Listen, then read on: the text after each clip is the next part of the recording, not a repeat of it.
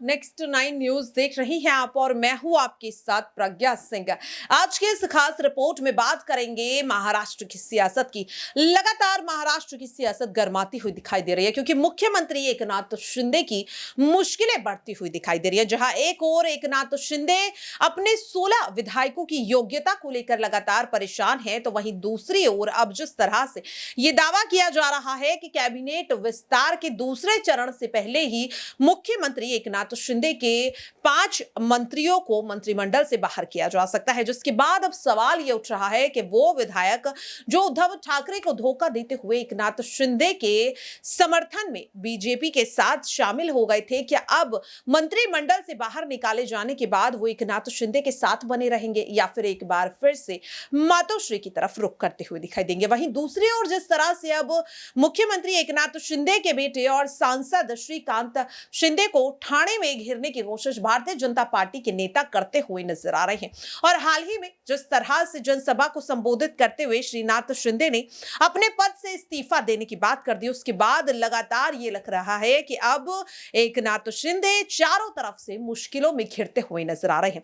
अब ऐसे में आखिरकार एकनाथ शिंदे का अगला कदम क्या होगा? क्या एकनाथ शिंदे के 16 विधायकों के साथ साथ उनके बेटे की भी अब पार्टी से विदाई होने वाली है? दरअसल आपको बता दें कि यूबीटी की जो शिवसेना है वो लगातार ये दावा कर रही है कि जो 16 विधायक है वो जल्द ही मातोश्री की तरफ रुख कर सकते हैं।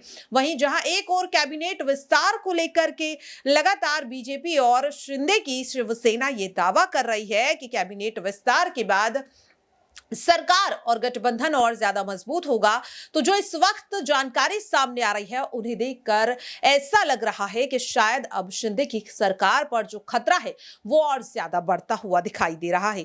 दरअसल आपको बता दें कि जो जानकारी सामने आ रही है उसके मुताबिक दावा यह किया जा रहा है कि महाराष्ट्र में लोकसभा चुनाव को लगभग 1 साल का वक्त है, लेकिन शिंदे और बीजेपी के बीच सीटों के बंटवारे को लेकर अभी भी तनातनी है। ठाणे जिले को महाराष्ट्र के मुख्यमंत्री एकनाथ शिंदे का गढ़ माना जाता है। ठाणे, कल्याण, डोंबिवली, पालघर जैसे इलाकों को शिंदे का वर्चस्व कहा जाता है। यह कहा जाता है, लेकिन इस वर्चस्व को कम करने की कोशिश शिंदे की सहयोगी बीजेपी कर रही है।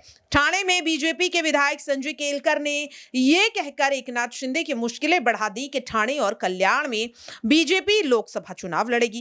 केलकर के इस बयान का असर काफी दूरगामी होगा। इससे एकनाथ शिंदे गुट और बीजेपी के बीच लोकल स्तर पर खींचतान और तनाव बढ़ना तय माना जा रहा है। केलकर का यह बयान इसलिए अहम माना जा रहा है क्योंकि प्रदेश बीजेपी के आला नेताओं की मौजूदगी में यह बयान दिया गया। संजय केलकर ने यह साफ कहा कि मोदी लहर की वजह से हमारे कई सहयोगी साल 2014 और साल 2019 में चुनाव जीते हैं। उन्होंने कहा कि बीजेपी ने इतना अच्छा ग्राउंड वर्क किया कि लोगों के साथ कनेक्शन स्थापित किया, जिसकी वजह से बीजेपी के अलावा कोई और पार्टी यहां जीत ही नहीं सकती। और वहीं दूसरी ओर आपको बता दें कि हाल ही में मुख्यमंत्री एकनाथ शिंदे के बेटे श्रीकांत शिंदे ने अपने पद से इस्तीफा देने की बात कह दी थी। दरअसल आपको बता दें कि प्रदेश अध्यक्ष चंद्रशेखर बानुकुले का भी सपोर्ट यहां पर मुख्यमंत्री एकनाथ शिंदे को मिलता हुआ दिखाई दे रहा है। उन्होंने कहा कि युवा नेता का हौसले को बढ़ाने की बजाय उसे कम करना ठीक नहीं। श्रीकांत शिंदे जनता के मुद्दों पर पूरी मेहनत से काम कर रहे हैं और ऐसे में उन्हीं के चेहरे पर ठाणे में चुनाव लड़ना चाहिए।